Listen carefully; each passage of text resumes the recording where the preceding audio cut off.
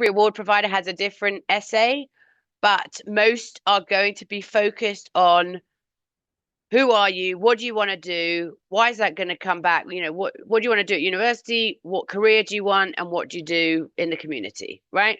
So what I always say is all of these students are going to have personal statements from somewhere, whether it's college applications, anything like that.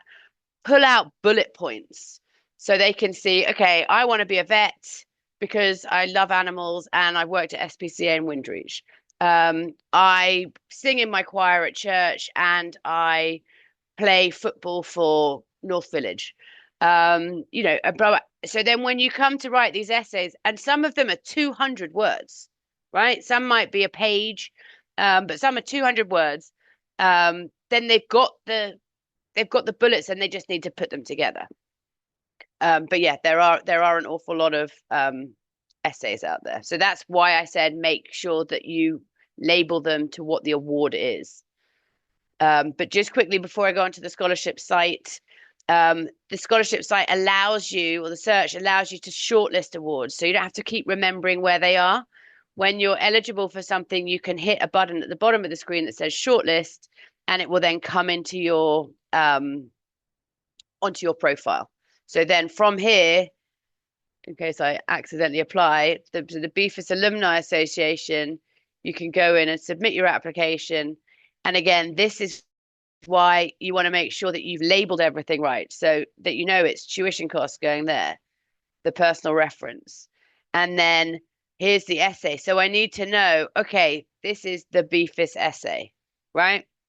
Because I could have I could have 8 different, or someone today is potentially applying for 25 awards. So they will have 25 potentially different essays. So you need to know that, okay, this is the BEFIS alumni. Is this the BEFIS alumni essay? And you can only do that by labeling it correctly. So once you've done all that, you might add, maybe they've asked for something else, or you've got background information or something about your status, whatever it is. And then you'll see the transcripts that have been uploaded by the school, certify that it's true and correct, and then you're going to hit submit, and it will ping out to the award provider. It will then send you a generated email from the award provider saying, we've received this. It might give you ideas on interview dates. But one thing I will say, so BEFIS, for example, our deadlines are the 30th of April. Government is the 15th of April. Don't wait until the 15th of April or the 30th of April. There might be things you suddenly have issues uploading things, or, God forbid, we have an island-wide power cut again, or, whatever happens, make sure I said earlier, 163 applications have already been made on this website for this year. So students are already applying. And what I would say is get in early. And then if you remember something or you've missed something or whatever, once you've submitted it, it'll come down here and it'll look like this. You can go in and recall it. So you can delete it and then you can reapply. So once you've deleted it, it'll come back up to your shortlisted and then you can reapply. So, but getting it in early is the most important thing. And I guess that's the same as kind of life. So, but we always get, oh, I missed a deadline. Well, the deadline's there for a reason, right? We do have a question in the chat, Victoria, that's just asking about Mhm. students that are homeschooled. Are they eligible for scholarships if they meet qualifying criteria? They certainly are. So I would say in a homeschool, there must be a curriculum. So you would probably be putting, homeschool, and then in your grades and honors, I would be putting, they must be doing some kind of testing, formalized testing. So put that down there. But I do know 2 homeschool students who are current and former, actually, scholars and government scholars at that. And so, yes, homeschool students can definitely get. Homeschool students might find it harder. Well, actually, maybe not on their interest and work experience. Actually, they possibly do more. But be ready to talk about the experience of being homeschooled. and how that's made them more independent, or how that's, made them want to go into teaching, or, whatever the case may be. But yeah, no, you do not have to have, you do not have to have gone to school to an actual recognized institution in Bermuda. But some Okay. will say, have they graduated from a Bermuda school? I would still say yes, I think. Because they have to be registered with the Ministry of Education and Right. everything. So Yeah. as long Yeah. as it's formalized, not just straight off grade home Yeah. school. So we also have a question that says, can a student who is 18 in December still be eligible to apply for status? So this is from Walesia Miners. Are you referencing like immigration status or just a little unclear on that question? Yes, immigration status. Okay, so from my understanding, if if you are below 18 but somehow the parents got status and you are eligible for it, you can't apply till you're 18. So in that case, where the status thing is, I would put a Word document again, saved as a PDF, you know, I'm eligible to apply for status, but I have not turned 18 yet, will apply in December 2025, and then maybe put in a copy of whatever landing permit they have. So I know like expats have work permits. My husband had a letter saying that he was a spouse of a Bermudian. So that student must have something that allows them to land in Bermuda. So I would use that documentation, or even the parent's Bermuda status, to show that yes, the parent has it and the child will get it. I will say if they are, well, I think if you're eligible, you're probably going to get it anyway, but you might have to pay it back if it ends up that you don't get it. And likewise, you can lose these awards if you don't maintain GPAs. So if you get the award in September and it's based on a 3.0 GPA, if you drop to a 2.5 by December, they might well pull that funding. So be aware that just because you've been given it in year one doesn't mean you'll get it for the rest of the years. So anyway, so when you hit on scholarships, and this is something that parents and guardians can be going through without actually registering, you can go on the scholarship site and you can see all of the scholarships at the moment. There's 80 up here. I can also see the ones that I've shortlisted, but you can use these search functions.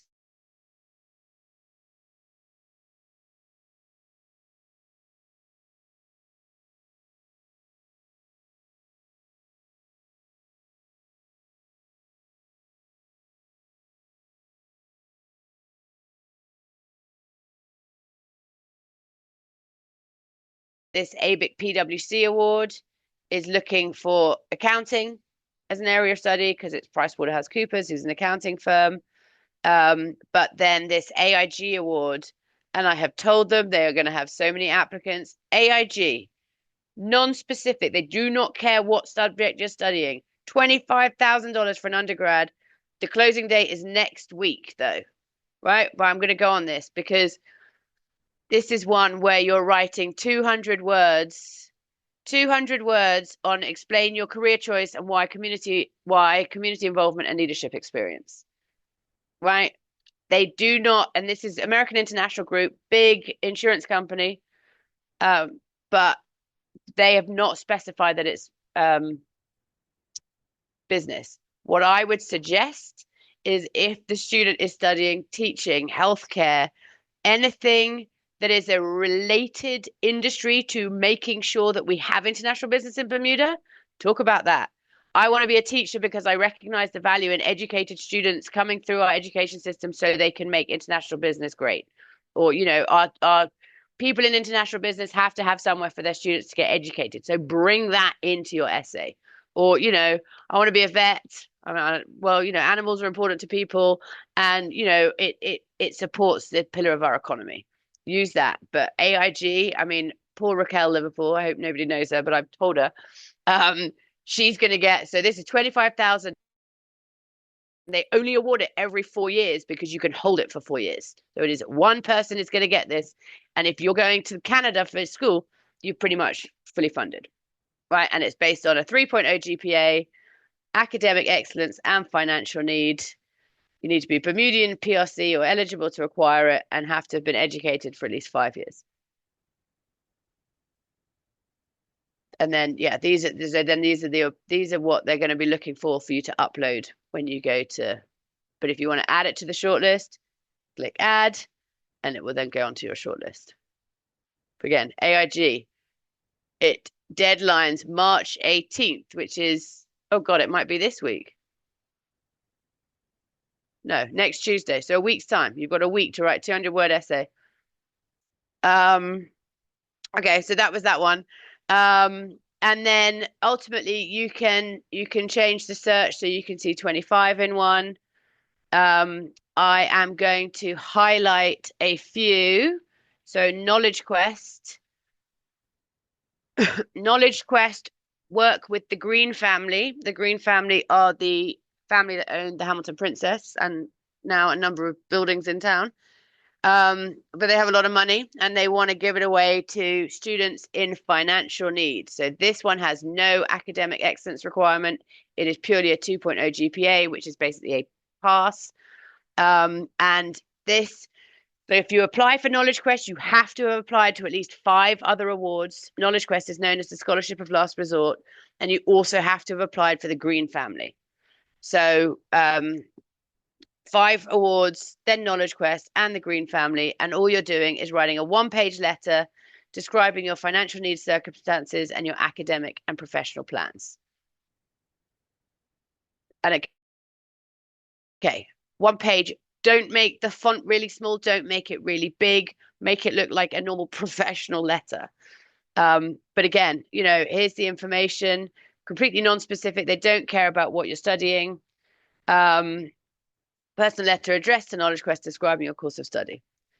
This is definitely one every year. So they give is 10 to 12 awards a year, and you can hold the award for up to 4 years. So again, all undergraduate programs are going to be 3 or 4 years. You can hold that for the entire time. And it's going to be one of the later deadlines, May 15th. And the Green family should be coming on soon. I don't think it's up yet. No. I will, since my colleague from our BermudaScholarships.com steering is not here, but that's BELCO. So Sean Roberts was supposed to be here tonight. But they are looking for students going into any of the STEM fields, so science, technology, engineering, and math, I guess. Yeah, mathematics. There you go. So awards are between $2,500 and $20,000 for. I guess it varies, but most of them can only hold it for 1 year, and that again, that's what I'm saying. So you can get a BELCO for 1 year, you might get a BEFIS for 2, but you might get a Bermuda government for 3 or 4. But deadline. So here you go. Documentation received after the deadline of 5 p.m. on April 30th will not be considered. So it has to have been put in by that. And they also have a separate application that you need to read. So when you're going through these, award description is critical because that's going to tell you all the things that you need to do. The award details and the eligibility criteria are the same headers for each one. So you can see, if you want to email Sean Roberts about anything, you can ask him a question. And then, when does it close? What's the award based on? So this one is purely academic excellence. So you do not need that financial need form. And then the age restriction. So you've got to be 17 by the end of April. And you're studying any of these STEM programs. Or yeah, any of these. Again, if you're doing something that's STEM and it's not listed in here, finagle the profile. So as I said, Centennial is on a different site, but they still list their award on ours. But again, if you forgot what the website is, you can go onto their website here. Their closing date is March 31st. Be aware, these are all the awards that they have. But these ones you can go up to 4 years, and that's the 2.0.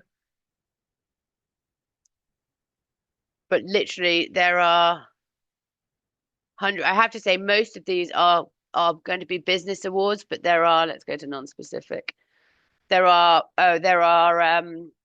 parish scholarships. So Hamilton Parish is on, Devonshire Parish is on. I am chasing Paget and Warwick. They are the only other ones that I believe offer them. But again, if you've lived in Hamilton Parish for at least 5 years, I think, you could be eligible for up to, I believe it's about $5,000 if you're going overseas, right? Just for living where you live. You have to have completed your first year at college. Um, there is a BPSU one that I haven't seen out yet. But again, if you've got a family member who's a card holding member of the BPSU, you can go for that. If you went to Elliott for your primary school, or I think possibly have a close connection, close relative who attended Elliott, again, you could get $1,500, right? If you're going to the UK, that's a BA flight. All of these, and I'm assuming the Ministry of Education, Sinead, went through their awards, but I would go through these and work them out. One thing, because I know there is a parent on here that we've had this conversation with. So, for example, the Nicol scholarships, they have age requirements. So I know Bermuda's academic year is the age birthdays from January to December. This one here, you've got to be 18 by September 1st. And this is because the Nicol, I don't remember what his name is, but the man, Mr. Nicol, in his will when he was willing this scholarship amount, it said they have to be 18, between 18 and 24 on the 1st of September. So this award will probably not budge on that age restriction. But if there is another age restriction somewhere else, feel free to email the award provider directly and ask, is there any way that we can apply because we fall shy of the age restriction, because you will not be, it will come up with like this red box. And so therefore you won't be able to apply for it. But you might be able to say, email Tina Newsom directly and apply for it. And again, that's, we get their emails so that you can. I would watch out what questions you're asking and potentially think about emailing admin@bermudascholarships.com, just because you don't want to be discriminated against for question asking to the award providers. So depending on what your question is. Are there any other questions on, and there's, if anyone's going to Waterloo. So some of these schools actually have awards.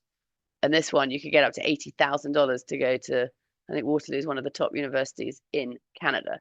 And again, it is any eligible Bermuda-based resident. So that is your work permit holders.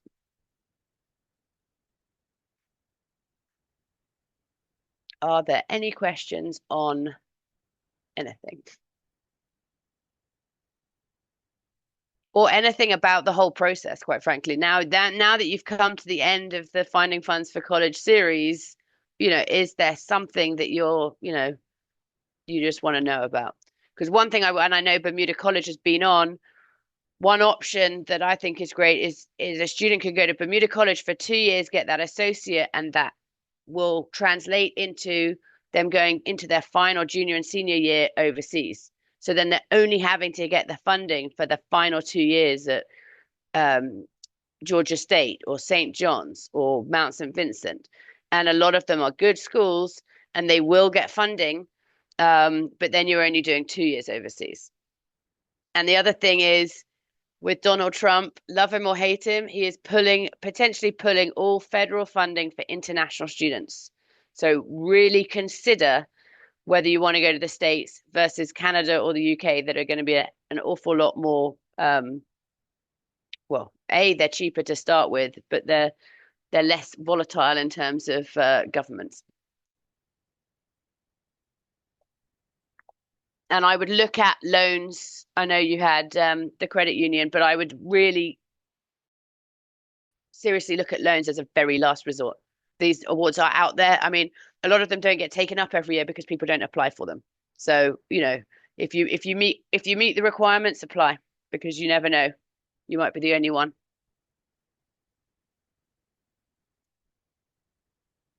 And another thing, so again, deadline's the most important thing. Um, but so let's say Centennial's deadlining at the end of March.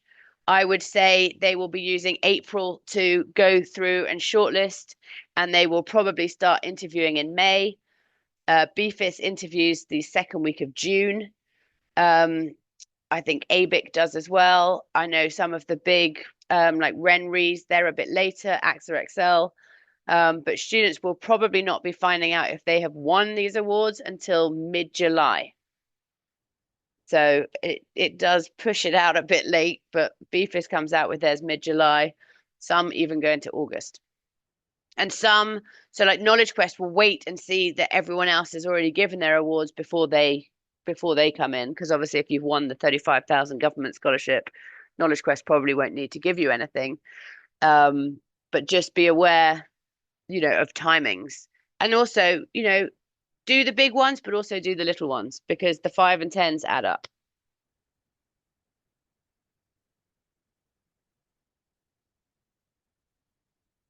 Admin@bermudascholarships.com. We are here to help.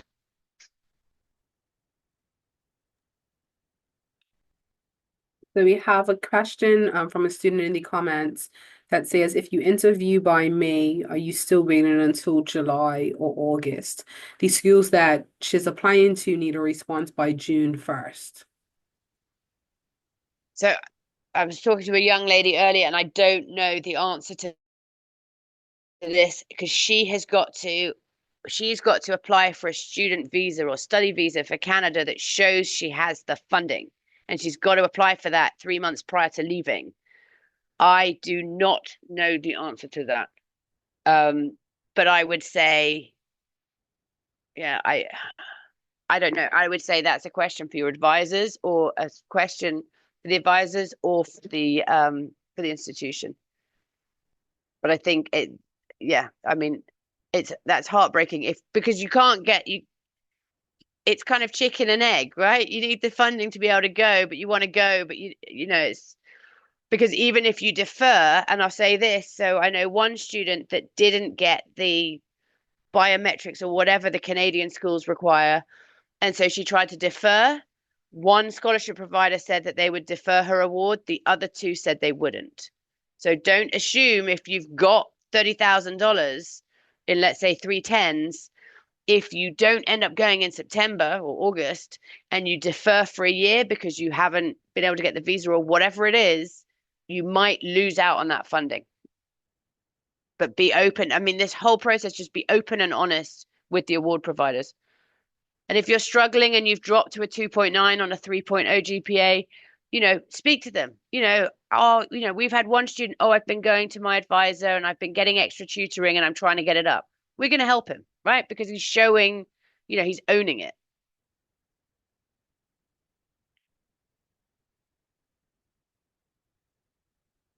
Is that another chat? Yeah, she Oh, agreed with you and okay. said that you've answered our question. Thank you. Okay. Thank you. So do we have any other questions? It can be related to, the awards, the process. We also have Josiah who can speak to, his experience in applying. So yeah, if you have any questions, you can type them or unmute yourself and ask.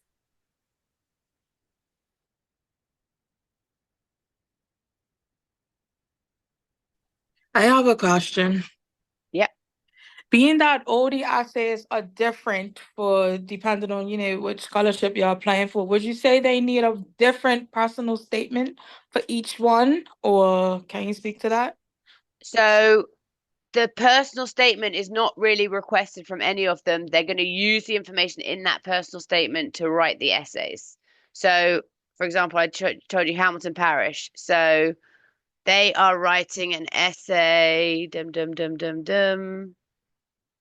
essay, which is a requirement, should detail the applicant's further educational achievements and career goals, right? That's what all of them are going to want to know, right? And should include a paragraph or two on ways in which he or she is intends to give back to Hamilton Parish, right? Okay, so that's the only time they're ever going to use that. And then you've got to do the 25 hours, right? But I don't think Elliot has one. No.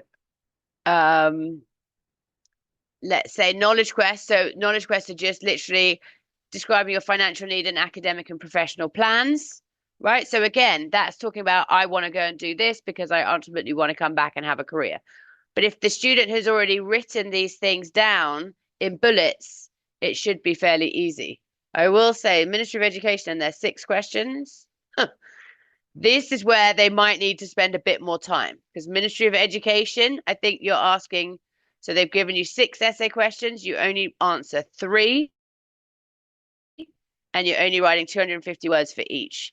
But again, what are your educational career goals? Well, we've answered that in the, AIG and whatever else. So you can just re-amend that essay into 250 words. What have you done to make your, so just, yeah, put it this way. What are you getting here? $35,000 for writing 750 words. It's pretty good return on investment word count. But yeah, the essays, so I say it's 2 to 3 hours to do the profile. It's probably an hour or 2 for each award you apply for. So my colleague, who used to be a career advisor, she tells students to treat this as if it's another course or as another subject, right?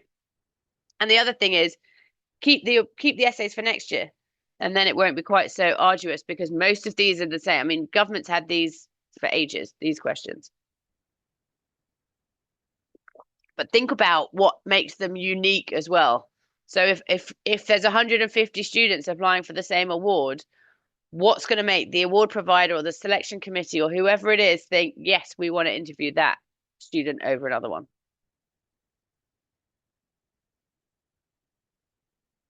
But yeah, government does have the most intense questions.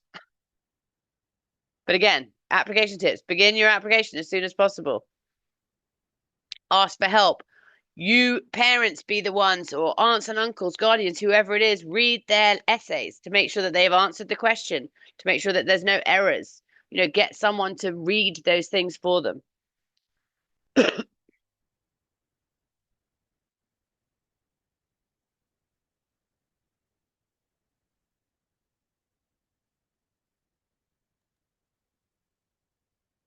Did we have any students that had any questions? I know we have a few online with us. Just wanted to open the floor if you have any questions for either Victoria on the technical and application and all of that process, or for Josiah about his experience as a student. Or parents, but definitely want to open the floor to the students.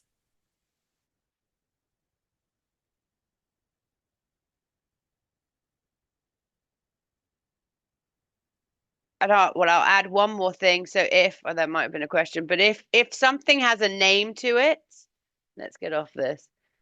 If there's an award for like this Adam Prunty or A.T. Orton or Sir Harry D. Butterfield, perhaps do your research and find out who those people were or are, right? Because it may well come up. Or Harry Butterfield could have been an avid sailor or, enjoyed collecting stamps or something. And you could see if you could tie yourself in because you want to be memorable, right? So, you can always tie it in that way. And we do have a student question for Josiah, asking what was the most difficult part of applying for scholarships for you? For me, I would say procrastination. To be honest, that's really the only difficult part. Everything else is laid out, but if you wait too long, then you realize you can't get your documents in time, and that was really the only problem that I encountered. So your advice would be start early? Start early.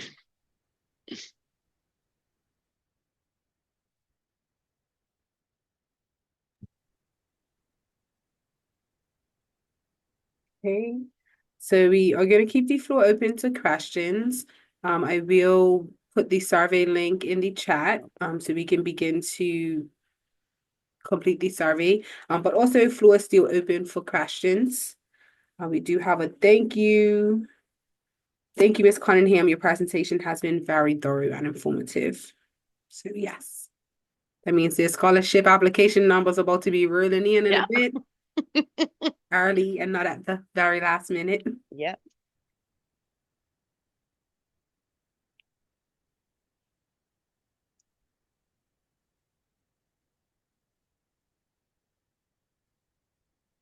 So I know we do have some S3 and S4 students on her. So just so and Victoria, I don't know if you have any insight as to, how they could maybe go about like picking their different schools or just any kind of tidbits of information that you think may be helpful, whether it's balancing like extracurricular or any like finances and studies, just any type of nuggets that we can give to our S3s and S4s. I I would say just kind of outline what the prices are. For me, I knew money could be tight, so I went England. The tuition's kept at 9,250 pounds, and I was like, surely I could swing that. Whereas, you have the US where it's 50,000, 35,000 a year. Whereas I didn't want to have to bank on the scholarships even though I applied.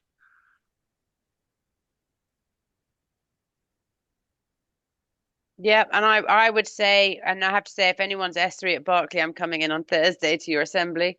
But start thinking about what course you want to do and career you want to do, and does your work experience match that? So it's building that whole profile. So, and also if your GPA slipped a bit, you've got another year to get that GPA up. But start thinking about how can I be making myself that candidate that wants to be, well, that should be interviewed. And it is never too early to start. And we do have a few current university students that are in attendance as well. So any words for them in case they might be, going into the second or third year, with how that process is with applying, um, maybe with how they can make their like current studies relative in their application process. So I think don't be discouraged if you didn't get anything last year. Every year is different.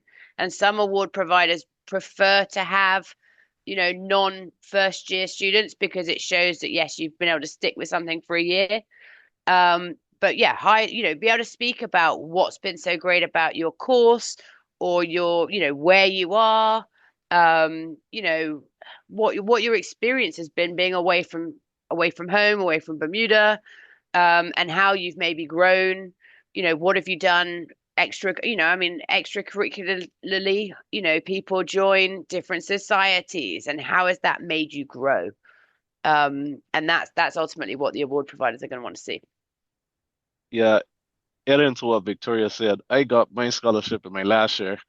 I wish I would have had it all the way through, but maybe in the first years I wasn't where I needed to be to get it. And in my last year I was. So I think everything worked out in the end, but just keep applying because it can get daunting. You get a bit distressed when it's like 3 years and you haven't got anything, but just keep trying.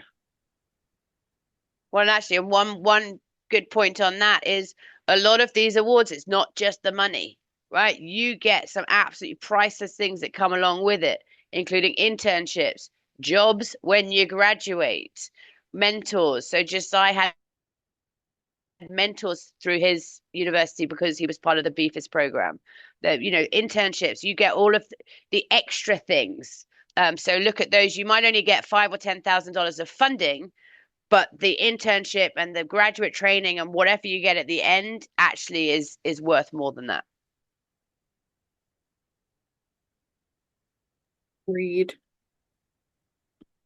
Good evening. I do have a question in terms of the statement of means form. Mm-hmm. There was an option to ask how many persons contribute to the household.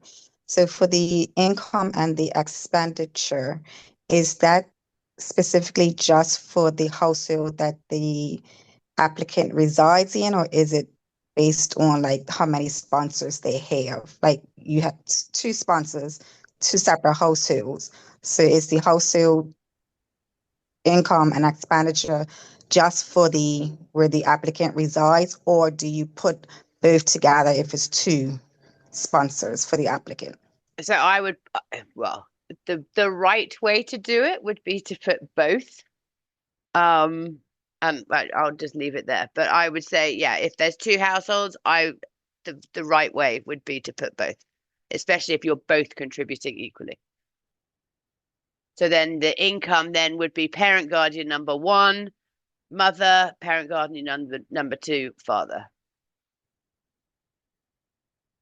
But you could also then, well, because two households is more expensive than one, right? So then in the additional information, you put, mother and father do not, reside together, but are both contributing, but are both maintaining separate residences or separate houses.